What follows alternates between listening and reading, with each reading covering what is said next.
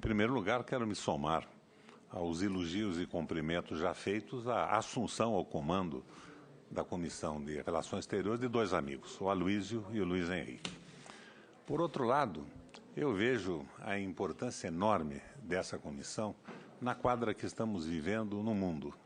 A violência do exército islâmico, as retaliações não menos violentas dos Estados Unidos e a ironia, por exemplo, da declaração da Venezuela como inimiga pública dos Estados Unidos da América.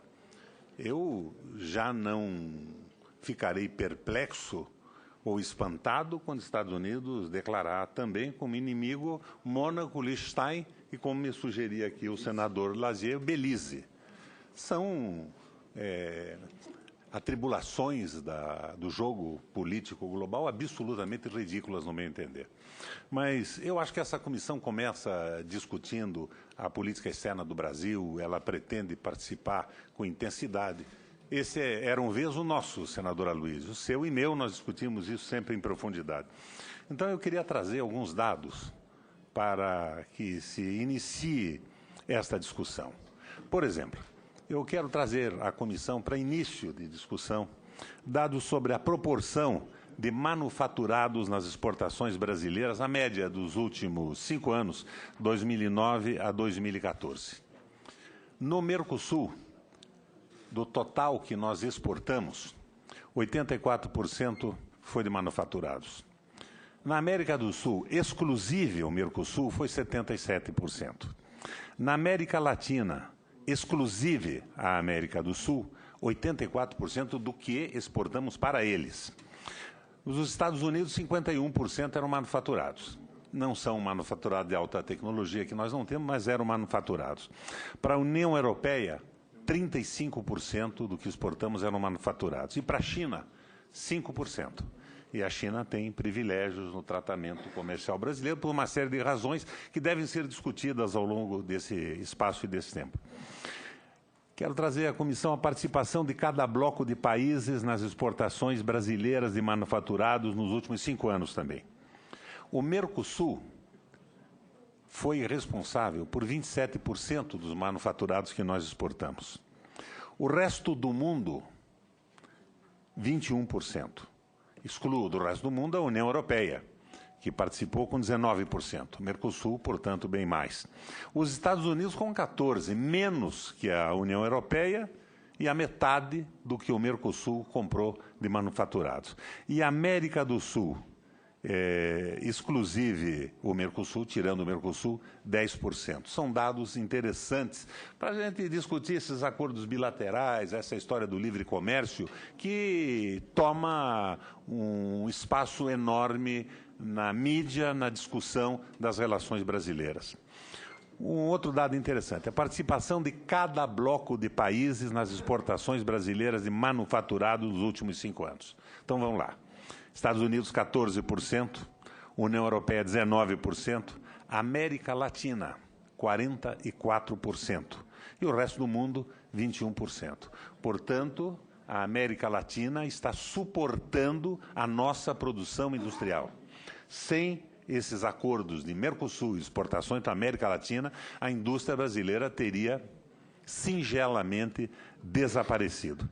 E mais um dado interessante também, participação de cada bloco de países nas exportações brasileiras de manufaturados para a América Latina nos últimos 5 anos. O Mercosul, 62%. América do Sul, exclusive Mercosul, 24%. E América Latina, exclusive América do Sul, 15%. Eu acho que nós temos que discutir essa questão de Mercosul de uma forma menos ideológica e mais prática. E eu vejo um veso ideológico liberal tomando conta dessa discussão inteira. A nossa comissão tem que trabalhar com números, o nosso Ministério de Relações Exteriores de Indústria e Comércio tem que trabalhar com números. O mundo está em crise. Por exemplo, a política liberal exercitada na Europa e no mercado comum europeu foi um fracasso total. Ela quebrou a Itália, ela quebrou a Espanha, ela quebrou Portugal, e na Grécia é impressionante. A impressão que eu tenho é que temos hoje um Joaquim Levy conduzindo a política econômica grega, ou tínhamos até agora. A Grécia tinha uma dívida em 2010, quando fez o acordo com a União Europeia, de 104% do produto interno bruto. Ah, mas ela jogou na receita do liberalismo econômico da União Europeia aplicadamente. Ela fez a lição de casa. E o resultado da lição de casa foi que em 2014 a Grécia tem uma dívida de 180% sobre o produto interno bruto e um desemprego de 25% e a confusão que nós estamos acompanhando pela mídia internacional e a vitória dessa oposição que resiste à política neoliberal. Então, vamos abordar com o máximo de seriedade esse processo, mas vamos exigir, acima de tudo, a participação do Congresso Nacional nessa discussão. Eu lembro que, desde o meu primeiro mandato, apresentei um projeto de fast track, uma tramitação rápida dos tratados e acordos internacionais, desde que com a participação do Congresso Nacional na sua elaboração. Porque hoje o Itamaraty elabora ao alvedrio dos interesses passageiros do governo, às vezes uma jogada política, e nada que se assina a nível da Presidenta da República passa a ser uma medida efetiva, porque elas dormem no Congresso Nacional, Ferraço, 10, 20 anos, sem que sequer alguém se preocupe com a sua votação e implementação definitiva. Então, eu quero, na comissão, voltar ao tema do Fast Track, um projeto que elaborei no meu primeiro mandato, numa parceria com o Samuel Pinheiro Guimarães e alguns embaixadores de Itamaraty.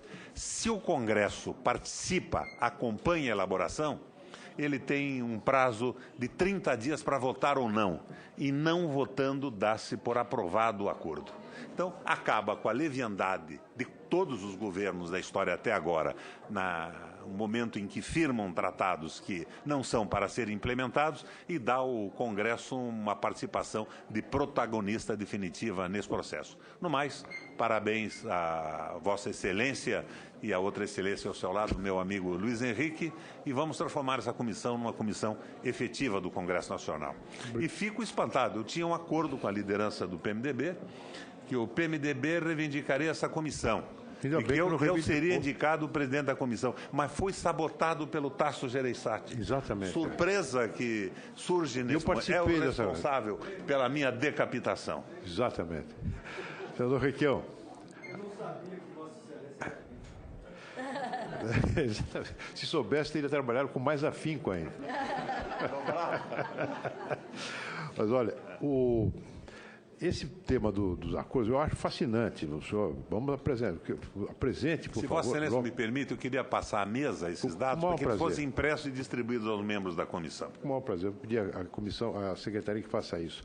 Agora, as coisas demoram aqui, mas demoram também muito no Poder Executivo. Esse é outro lado. Eles não mandam para o Congresso. Não demoram no Senado, demoram na Câmara. Na Câmara. Daí a importância da emenda constitucional do Luiz Henrique.